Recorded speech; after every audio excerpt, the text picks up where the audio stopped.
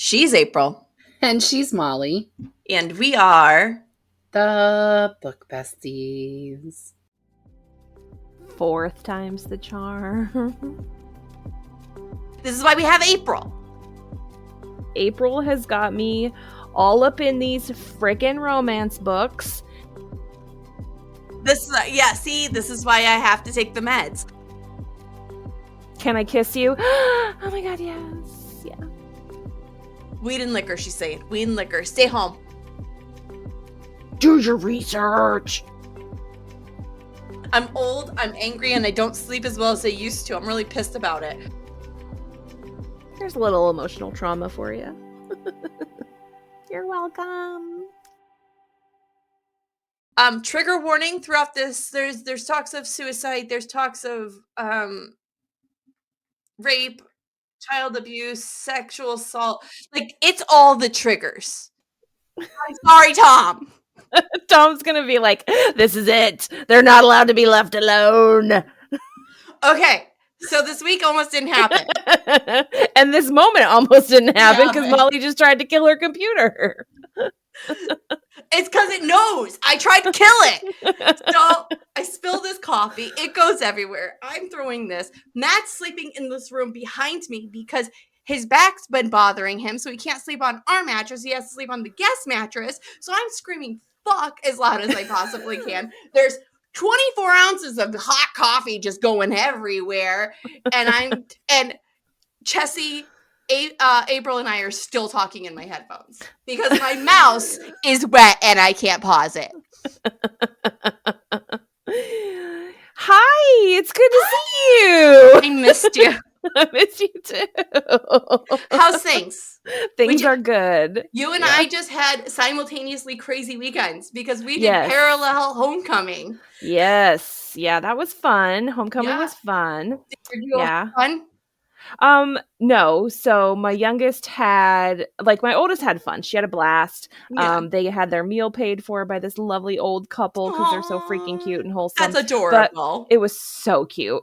But my youngest, her group was the group of girls fighting and crying. Chloe was not. There's always one of them. But yeah, it was her group. So she texted me at 9:15 and said, "Come get me," and I was like, ah. So what were they? Was it like just over a boy? Yeah, isn't it always just? And he's not even that cute. Like, if he was like this hunky thing, then I'd be like totally fine over him. But he's not Devin Saba. You hear? What I'm saying? God, no, not even close. So if he can't be Casper, I don't want it. I don't want it. Can I kiss you? Oh my god, yes, yeah. Yeah. I just saw this TikTok. Speaking of that movie, I just saw this TikTok of like this 10-year-old seeing Casper for the first time with her. Yeah. And she's like, "No! Oh my god!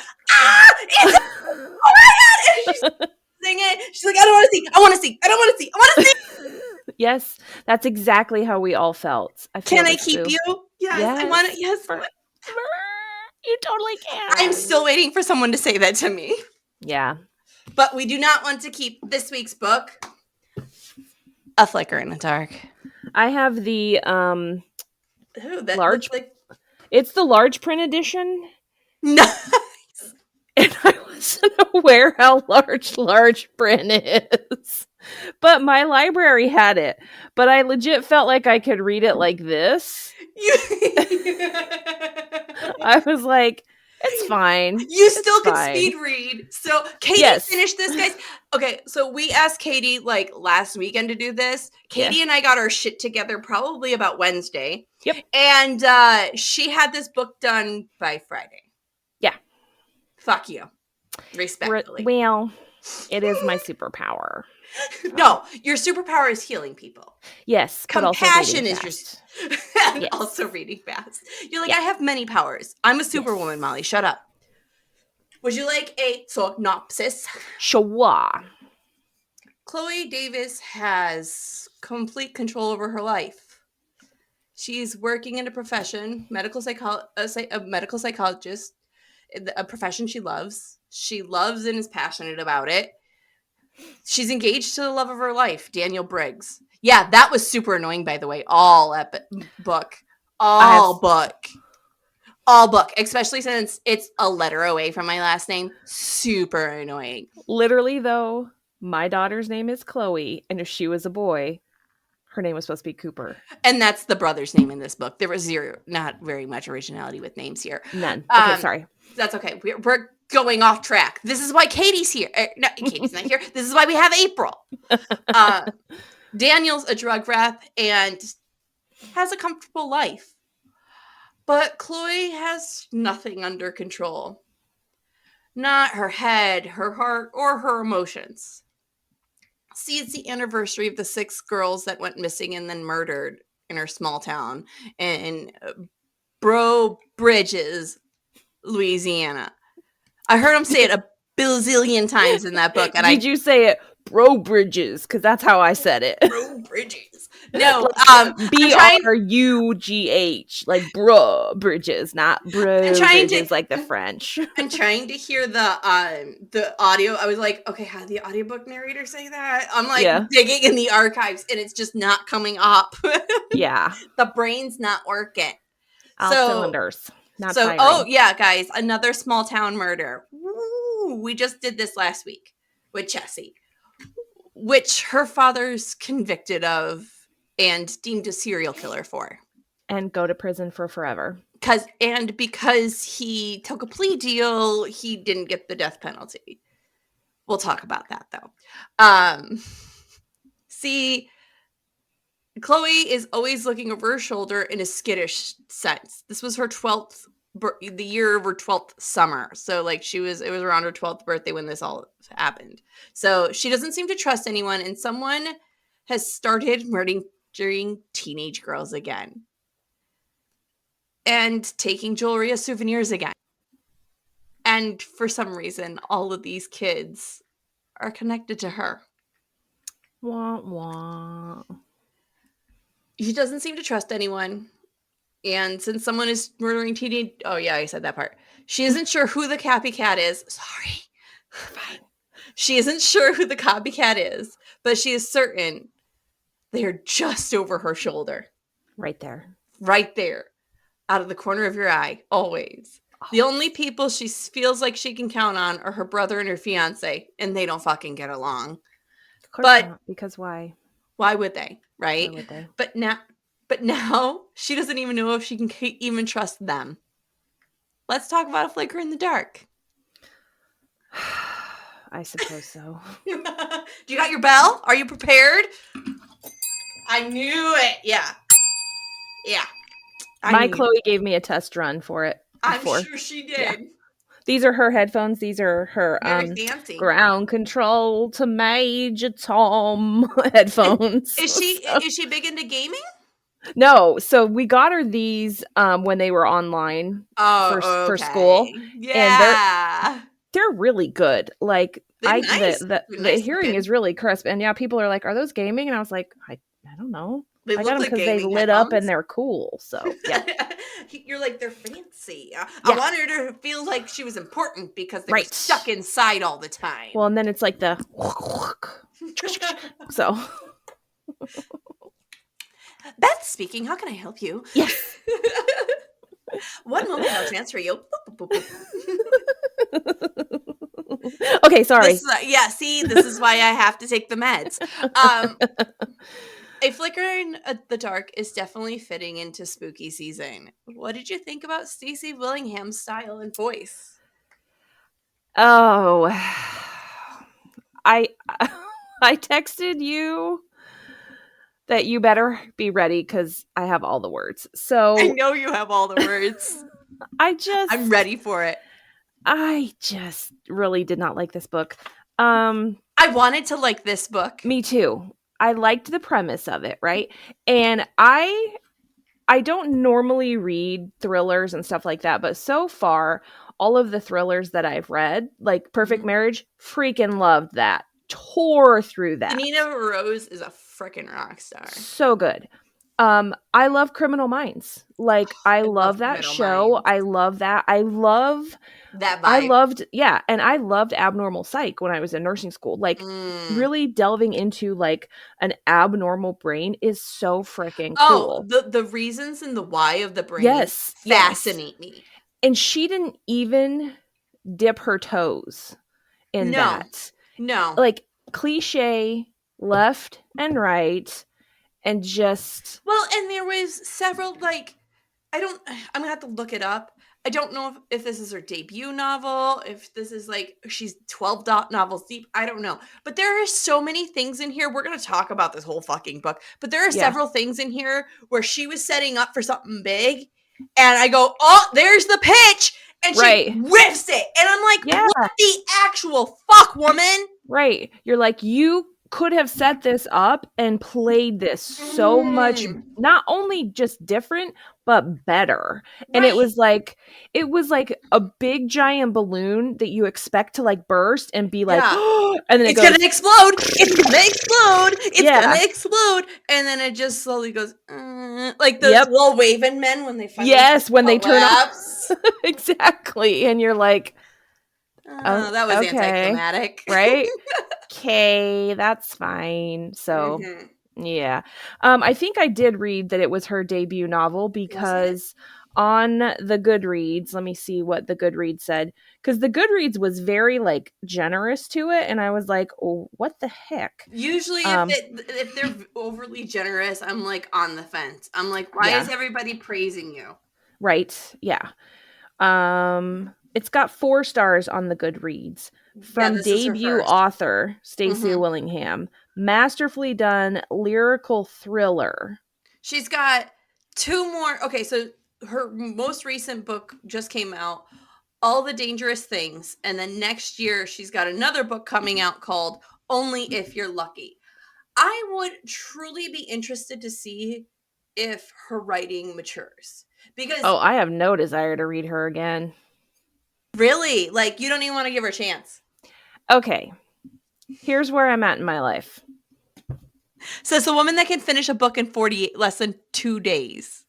That's the thing. I don't want to spend it on shit.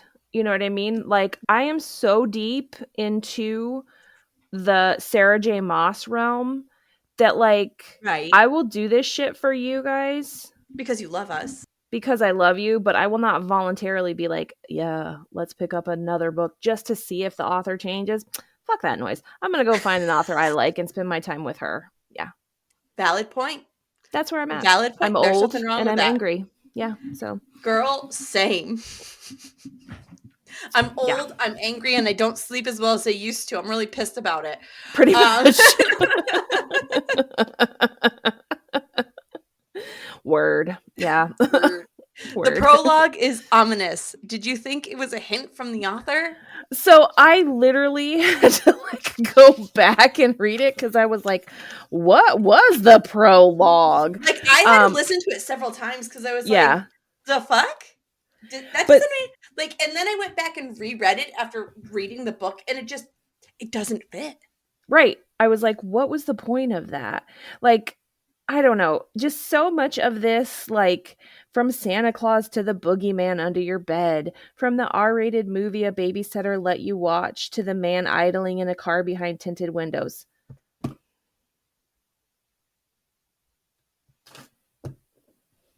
Where's your bell? Where is it? There it is. I just was like, that. I think that's when I first rolled my eyes, was in the prologue. This feels like a writing prompt. Yes. And she was like, oh my God, this is good. I have to just continue this on. Oh my God, yes, I am feeling this. Yeah. Yep, that's exactly what it was. Mm-hmm, she's like, oh my God, this is so good. And then she just kept going. And I mean, there's content here that isn't terrible. But oh, really? I mean, I'm glad from the writer's perspective, I'm glad. It's written well. It's just the storyline's thrown away. It's just the storyline's thrown away. I want to talk about Chloe the Doctor before we talk about anything else. This is a 2-part else. This girl is 1, self-diagnosing, 2, self-treating, Get him, Katie! Okay, so providers, healthcare providers, nurses, doctors, physical therapists, pharmacists. All of you fuckers. All of us fuckers are horrible patients. We are horrible patients. We don't listen to our bodies. We don't drink enough water. This is literally my first water today, and it's in the late afternoon. Katie Alexander. I know, I've peed twice today. Yeah. Young we man. So we don't take care of ourselves. So all of that is like utter bullshit. And then the fact how she just like has an entire drawer of controlled prescription substances. Drugs. She's got a candy drawer. Just like what the actual fuck? Yeah. Like yes. That. Like, and her just my nail polish. Which one should we choose today? Not okay. Not okay. She's not all okay. Alice in Wonderland. Am I going to be bigger or smaller today? Right. Like, I'll just take it dry and let it just... And then that whole swallowing a pill dry, like, that whole discussion made me want to scream. Like, just everybody has a freaking water, or you can work up some spit to swallow. Like, yeah, that irritated me. But the whole, like, I don't need help. I'm a doctor. Like, no, what really pissed me off was like, so she'd get upset, right? And she did this several times in the book. And she'd do this thing where she's like, all right, she's upset or freaking out. Like in the beginning where she's on the porch and she's walking towards her house and the porch light's not on. And she's starting to panic. And she's having real panic feelings. And she goes, okay, what would I tell my patient? Right? And she's doctoring herself as she's walking so she doesn't have to feel the feels. Yeah. And it's like, you're allowed to feel that moment. Yeah. And I think one thing that just like grated on the nerve every single time, she has a PhD. So she uses the title of doctor. Yeah. She is not a physician. Nope. So when you think of physician heal thyself, that statement, it's like you didn't go to med school. You didn't do those things. Like you devalue and you're only allowed to write yourself prescriptions because the state of Louisiana says so. Right. And I literally needed to fact check that. And I was like, I need to Google this. If it's true.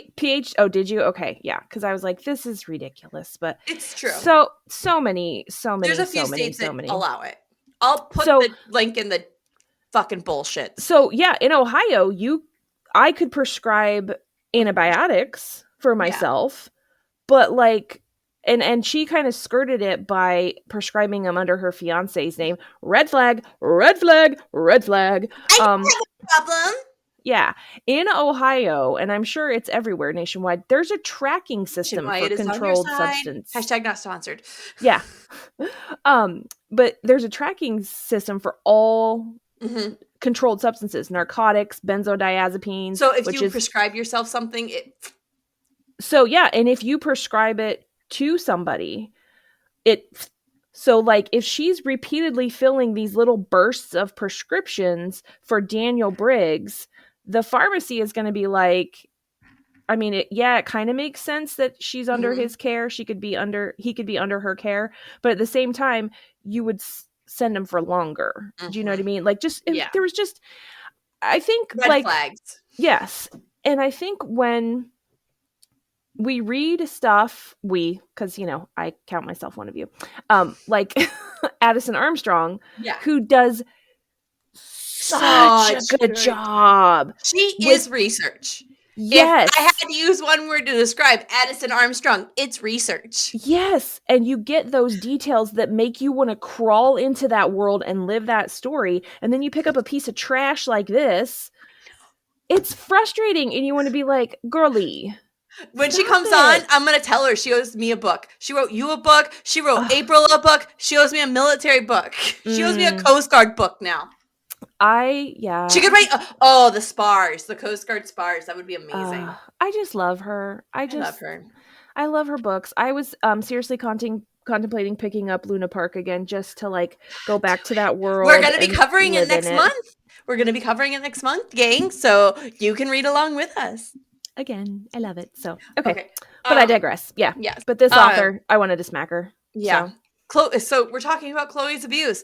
Chloe abuses prescription drugs. Oh, sorry, guys. Trigger warning throughout this. There's talks of suicide. There's talks of rape, Child abuse. child abuse, sexual Child assault. murder. Like it's all the triggers. Yeah. Like all the triggers. I definitely should have said that at the top. April's definitely going to be on me about that. That is my bad, gang. Sorry. All the trigger warnings. Sorry. Oops. Chloe's abuses not just now, but Chloe's abused drugs in the prescription drugs in the book throughout this book. Tell them why it's bad. Like why she shouldn't have been like drinking the alcohol with like the meds and just, like so like tell them why she's being stupid, please. Yeah. So all of those benzodiazepines, the Valium, the Xanax, the lorazepam, all of those can alter your respiratory status, right? Stop. So, I didn't know that. Oh yeah. That's part of I thought they were like chemical meds. They are. So, but they also affect your respiratory status. So there is a reversal for benzodiazepine overdoses. So when patients overdose on narcotics, we give Narcan, right? Mm-hmm. Like people have heard of Narcan. Yeah. So what we give when people overdose on benzos is Romazicon. So there is actually a reversal to it because patients can come in respiratory distress. Really? That's a often? thing. I mean, I don't work in the ER anymore, but that's 100% a thing. And then when they are withdrawing from benzos, you're getting a lot of the agitation and things that stuff is clearing out, not just the pain withdrawal like a narcotic. Yeah. So patients go batshit crazy when they're withdrawing from benzos, and it's not fun. It's not pretty. And then when you throw in alcohol, which is a depressant too, like you're just adding gasoline to a fire. Please don't drink and take Valium. That's the takeaway from this episode. If nothing else, don't drink and take Valium. Not wine, not beer, not liquor, none of it. Water. One or the other responsibly, and not that you've prescribed yourself. Remember not to, prescribe yourself medications. Don't abuse drugs. Period. Here's the thing, though. You could do cannabis. Anybody could do cannabis. Here's a little fun fact. You have to ingest almost 600 kilograms of cannabis in 15 minutes for it to affect your respiratory status. Fuck around. So I that's take like 100 and I'm passed out for the night. Right, but you're breathing just fine. Like you would have to champ. Toke a gorilla. I know. I would have to smoke a tree, like a mountain. Right. If you're gonna be irresponsible and combine weed and liquor, she's saying. Weed and liquor. Stay home. Marijuana is the way to go. She's not telling you to make bad choices. We are not here approving bad choices of Book Besties. She's saying you won't die with those two combinations. As quickly. Yeah. As quickly. You're still going to fucking die. Because your liver, we're all dying. Right. Slowly. Day at a time.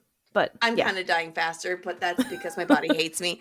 But yeah, there were so many red flags, like provider red flags. Oh yeah. And then I think too, another part that like really, I don't know how I could best describe it, but when she's in her office and she's talking about like completely zoning out to her, like that kind of made me sad that that's how mental health providers are portrayed in writing. You know what I mean? Like I get that everybody is their own person. As they're seen like as these damaged people who aren't because they're capable of caring for you, but they can't care for themselves. And that's not always true.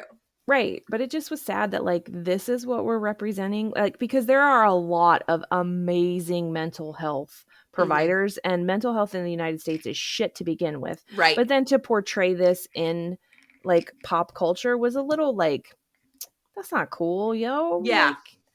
Like, why you gotta down them therapists like that? So they already struggling. They be struggling. COVID make everybody be struggling. So and like let's not even talk about how the healthcare system's been treating them lately. Word. Like in Maryland, therapists are struggling to get their codes right in like the healthcare system, and they're having to like bill patients directly, and the patients have to go to It's horrible. the insurance, Horrible. and it's just becoming this huge fucking mess because Yep. insurance companies didn't think they were going to have to fucking pay for health insurance like this shit like this. But Yeah. now that everybody was stuck home alone and they realize that they're not happy with their own thoughts, Right. everyone needs to talk to someone. Yeah, it's not good anymore. But we're not It's talking not to good. doctors like Chloe Brown. Not Brown, Davis. We're not talking to Chloe Brown either, apparently. I don't even know who the fuck Chloe Brown is, but hopefully, Chloe Brown, if you're a fan of Book Besties pods, we like you. we're just not gonna go see you as a doctor because we don't know who the fuck you are. I am so glad we were left alone for this episode. April would just be shaking her head. She'd be like, listen, though, we're into the book questions, though. At least we're not like 25 minutes in, and we're on question 5, baby. We're doing the things. We are killing it. So, whoop. Yes. Okay, question 5. Chloe seems to trust her fiance way more than she should. He plans a surprise party for her that she is very uneasy about as soon as she steps in. He seems to be more aggressive and physical at times, more than she'd prepare for or knew he was able to do to her, or it's new to her, you know what I mean? Like, these just are popping out of nowhere at some point. And their brother doesn't like him. Are these all signs he's a killer, or are they just a bad fit for each other? So I feel like that was a missed opportunity she could have had. She could have ramped that up. Oh, yeah. So when they're like fooling around and he chokes her and she like has that, I was like, oh, it's the fiance. Mm-hmm. But then like 5 pages later, I was like, no, this writer's not good enough to do that. It's like, just, it was super cliche, but she could have really ramped the suspense and really pushed it towards it all being Daniel, and then pulled the rug out from underneath us. So it's like she didn't fill out the characters. Yes, he felt so flat. So flat. I feel like when I write, I use this kind of book, okay? Mm-hmm. This is all broken down in like areas. I will have just pages for single characters, right? Mm-hmm. Because I want them to be a person. Whole people, yeah. Right. And this feels like she used a sticky note. Yes. Yep. You know? And I because at one point Daniel's like this super charming, thoughtful, caring person. Then he's aggressive and mean, and he's yelling at her, and he's forcing her to do these things, and then he's sweet and kind again. Making her breakfast. Yeah. And it's like just, then he comes home smelling like another woman. Then he goes to a conference. Like, just pick a lane. Exactly. Pick a goddamn lane. And I just want to say, not all drug reps represent benzos. Like, no, there's a lot of drugs out there, and I am 10,000% sure that pretty much every provider in the United States is so mad.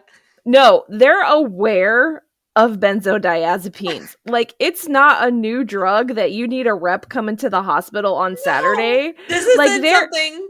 This. I was just like, this isn't how this works. This is not how any of this works. This isn't how any of this works. Yeah, and I was like, this is so, like, do your research. I actually just watched the one on Netflix about the Oxy. Oh, yeah, the Oxy and the MS Contin. Yeah. Yeah. That was fucking batshit crazy, man. Yeah, it's still like, so we use a lot of MS Contin in the cancer world, and we use a lot of you're Oxy, in cancer. Like, right. So that's why it was hard for me, because I was like, okay, like, my patients legit need this drug. Like, they have bone-eating tumors, and then these I've been offered it. Yeah. For my illness. Why would I need it? You Why? don't. That's the thing. And Yeah. I've asked the doctor, I go, do I need that? And he goes, well, you're in a lot of pain. And I go, I don't want narcotics. Yeah. My father is an addict. Yeah. Why can't you hear me? I have Yeah. a family history.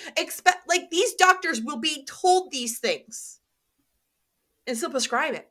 Yep. Anyways, back to the book. There's a little emotional trauma for you. You're welcome. I'm just a little mad at the industry. Maybe. But we can't change healthcare in a day.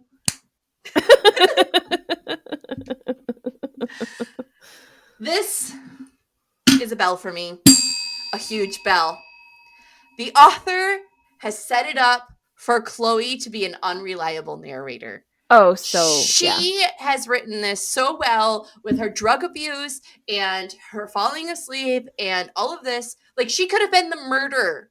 Yeah. That's how good she wrote Chloe being like on the edge of being an unreliable narrator. Yeah. And then she whiffs it. Just like over the head. Oh, man. Yeah. It could have been a completely different story. Completely. And I need to hear your thoughts. I wanted Chloe to be the murderer. So like, I know that's horrible to say. I needed her to be it. I wanted her to have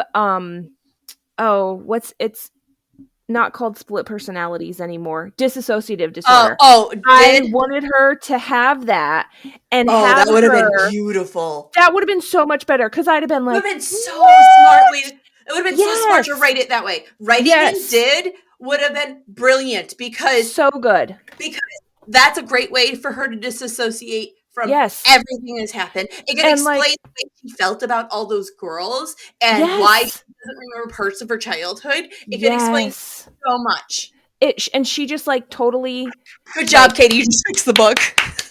You're welcome. And I'm not even a writer, but like that's what I wanted. I wanted Chloe to be the murderer, and then like as it starts unraveling and we find out who the murderer is, I was like, lame. It would have made the ending so much better with the dad and what happens with the dad if Chloe would have been the murderer. But no, Stacy, no, nope, no. Why, Stacy? Why? Tell me why. Ain't nothing but a heartache. I'm gonna continue on because April's bad. No, she's not. You don't care, baby. So the first set of murders happened over the summer of her 12th birthday, 12th year of life. How are you gonna fucking say that? The girls that go missing are friends of hers or friends of her brothers and real friends, not just like people she knew, because the world's and then what the fuck did I write here? The girls that go missing are friends of hers, and she's reeling from it still, even in 2019. Reeling. I wrote reeling, and ignore me. We get her POV in the past and the present as she drifts between remembering the past and the present slowly. So sometimes drugs bring this on. Sometimes it's a conversation with a cop, something. But we fade into these memories, or the chapter starts and we're in this memory. Were you a fan of how this happened? The author giving us the history like this and how she waded us into like the past and not giving us direct lines? Yeah. So part of it, yes, and part of it, no. I kept getting the detectives mixed up. Like when she would start a chapter with Detective So-and-so, I was like, wait, is this the only one from reason the past or the one from the beginning? I didn't even get a distinct voice. So that's a bell for me. I didn't even get distinct voices in the narrating. See, that would be super hard. That would be super hard. All the male voices were very much the same in this book. Yeah. Was it a single narrator or was it multiple narrators? Single narrator. Yeah. See, yeah. But I liked hearing this. Like I liked that part of the story and learning the history of it. I think it was completely necessary. Yeah. It just was like not done well. So I think those stories were the most thought out and well-developed part of. Are you laughing at me? I was just breathing real big. Yeah. I feel like those were like the most thought out and well-developed part of this whole story. Yeah, Like, I agreed. think the Yeah. history was the Mhm. most important part to her, Yeah. and I think she might have wrote that part first and then was weeding it in and just didn't know how to fill in. Yeah, agreed. Like it didn't like go together seamlessly, but it was No, still like an like, important cog in the wheel, but it was like it felt like long fingers in a Yes. short cog, right? Yep, Like, yep, it's gonna exactly. turn, but it's just not gonna go where it's It's not gonna supposed go to. smoothly. Yeah. It's gonna No. end up where we're supposed to be, but it's not the best choice. No, So it was very chunky. That's a great way of explaining it. It was chunky. Chunky. Like the worst highlights ever from the 2000s. There you go. Yeah. Nice throwback. Okay, where are we? like Okay, chunky no, highlights. mouse, you have to work. You have to work. I don't have another mouse. It got coffee on it. Leave me alone. Okay, yes, we did that one. The symbolism. Okay. We gotta talk about the symbolism here. Like, she's tried so fucking hard here with the symbolism. She is using the symbolism of light and dark throughout this book. Like, she's just like stuffing it in there like a Thanksgiving motherfucking turkey. Necessary? Yay, nay. Like, this book isn't that deep to me. No. I really feel like she could have spent more energy developing the world, like Louisiana. Yeah. Frickin' Baton Rouge. Yeah, like the Bayou. Like, come on. That could be a character of its own. Like, Midnight in the Garden of Good and Evil. Hello. Yeah. That's such an amazing book. And for her to reference her and then not pull like anything more from that, it was like such a throwaway. Like, it could have been like Tom Sawyer or whatever. Like, it had no impact on the story, but it could have. She tried. Yes. Like, there were several times where, like, we got glimpses of it, right? When they went on the kayak, right? When they went to the, what the fuck was where they went to the wedding venue. Yeah. When she's talking about her childhood, right? Like, she starts to, but she doesn't finish it, right? Yeah. Like, it's the same with the house, right? Yes. She's obsessed with that house. She loves that house. Why aren't we getting more details about this house? Right.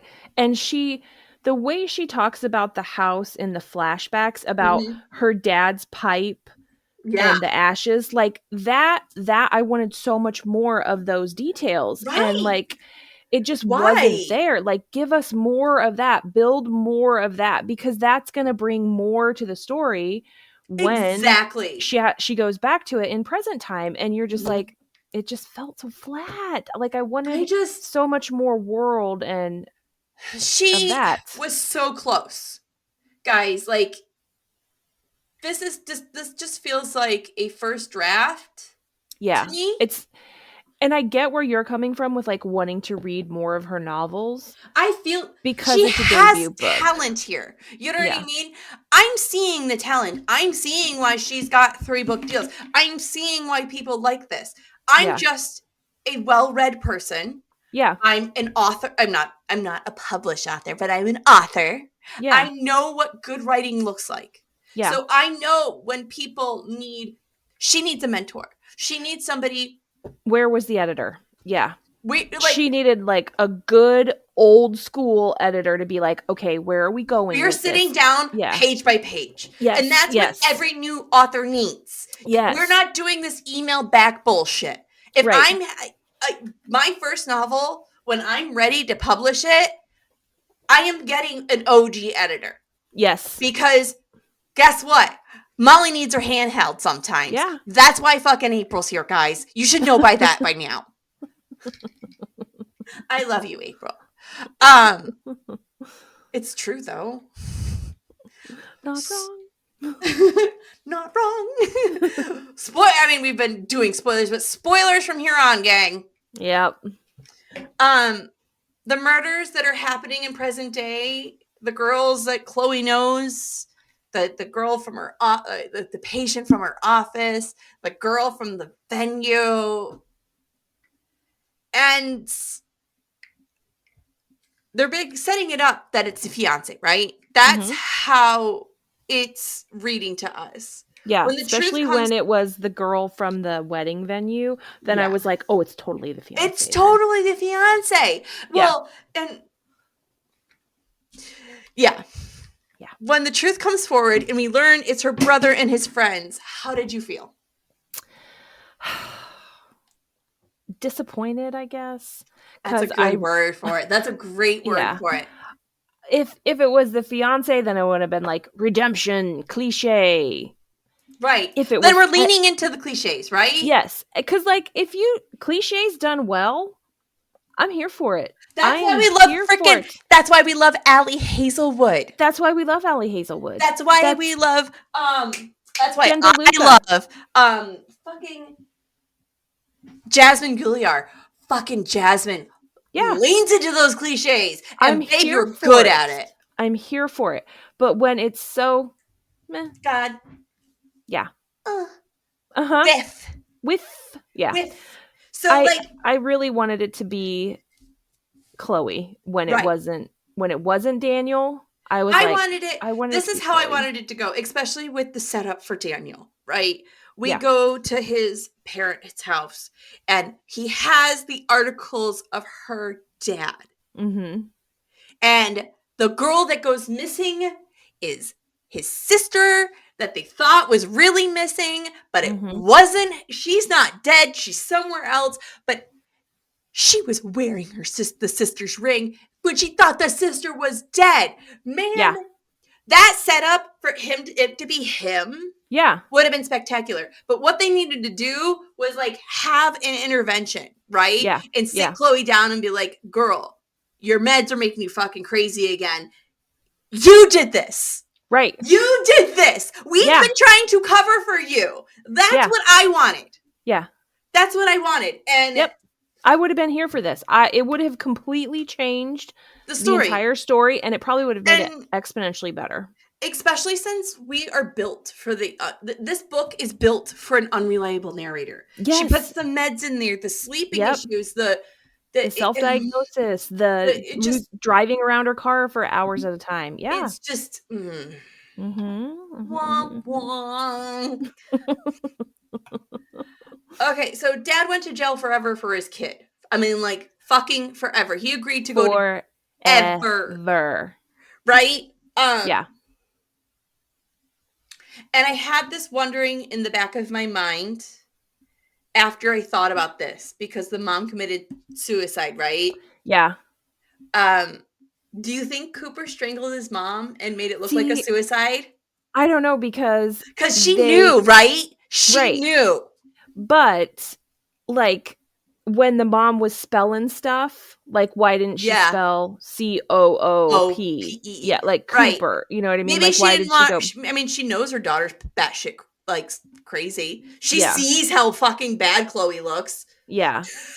I mean, even if she can't communicate, her eyes definitely work. Yeah. Well, and I think too, like part of the unreliable narrator that she could have played off of was the whole mom's suicide attempt. And did Chloe have a role in that too? Yeah. Like she could have just totally gone a completely different way. And it was just such a miss. Big ol' whiff. Whiff. In the end, dad is released from jail. Cooper goes to jail. His friend is dead. Mom's still in a home. And Chloe and Daniel have split. It's an ending, but did you like it? No, I wanted a happy ending. I still like a happy ending. April has got me all up in these freaking romance books, and I enjoy them. Loser! I'm just gonna say I have decided that my jam is enemies to lovers. Nice. I will own this. Hi, my name's Katie, and I'm a romance addict. But I just really wanted a happy ending. When she was talking about her wedding day, I wanted the dad to walk her down the aisle. I wanted her to like reconcile all her sins with her dad. I wanted all of it to be better. I wanted her dad to like come back and be like, I'll take care of your mom. We're going to get her out of this house. And then I wanted the brother to fry in prison. But Cooper definitely deserves to go to hell. Just felt, and I wanted like the relationship with the sister, and it just felt like she dropped a dozen eggs. Yeah, well, I just felt like she was like, okay, we're done. Like, okay, I finished the book. There you go. That's it. The book's over. Bye. Like, That's how it feels. At the end of a good... Here you go. That's a book. Yeah. Done. Check. Submit. Yeah. Like, I feel like she could have left Money, us... please. Yeah, exactly. I feel like with a good, even like a happy ending, you want more for those characters. You want to know, or you think about, oh gosh, I wonder what they're doing later in life. Like we talk about these people like they're real. Yeah. After this one, I was like, okay, cool. Bye. Okay, bye. Yeah. I honestly have not thought about this book since I finished this book. I mean, it was not a whole lot for me to put it down and be done. So forgettable. The whole book was very forgettable. That's going to be one that I'll scroll through my Goodreads and be like, oh, I read that. Well, the only reason we're going to remember is because we have this beautiful episode to share with the world. Any final thoughts? Anything I didn't cover that you wanted to talk about? Oh my God. You do not get a PhD and then a master's.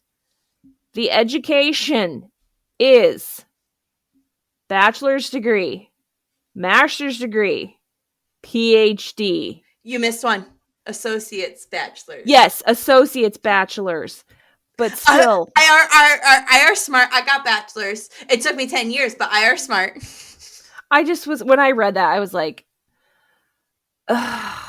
Like I saw the back of my head. I rolled my eyes so hard. I was like, are you fucking kidding me? Get back. I'm going to get my PhD and then I might stay for my master's. Of what, princess? Underwater basket weaving, you fucking idiots. Yeah. I have a problem with one storyline and one storyline only. Yes. The roommate story. It was so unnecessary. Why? Why though? Why did she need to be pregnant? Why did she have to have a stalk? Why did she have to stalk her ex-boyfriend? Like, why couldn't we have just made this like her abusing drugs? Again, if she had dissociative disorder, she could have murdered the roommate. Completely different person. She could have murdered the roommate because she found out her roommate was sleeping with the boyfriend, and the boyfriend figured out that she again. But here we are. Okay, let's do some final business. Next week is Wilder Girls with April's Back. Yay! I'm starting it, I think. Yeah, I listened to it today. Is it still a spooky book? It's spooky. So far, it's like these girls that are like trapped on this private island that's a private school, but like they've been secluded because they all have abnormalities. Oh my God, I think my office mate Anna is reading that. It's a horror. It's like the picture of the girl's face is like Terry. Here, put a picture here, Tom. Thank you. And then after that is We Are the Light by Matthew Quick. And look for the carousel on social media. You guys know where to find us. Till next time, besties. Bye. Bye. Thank you for joining us on Book Besties. Don't forget to like and subscribe. The views discussed here are those of April and Molly and Katie, not those of anyone else. Today's book was A Flicker in the Dark by Stacy Willingham, with special guest and honorary book bestie, Nurse Katie. Your book besties are Molly Biggs and April Watkins. Editing by Thomas Watkins, and music is Sleep Sweetly by Brigida. Don't forget to follow the Book Besties on Facebook, Instagram, TikTok, and YouTube. If you'd like to contact the Book Besties, please email us at bookbestiespod@gmail.com or visit our website, bookbestiespodcast.com. Until next time, besties, get lost in your favorite book.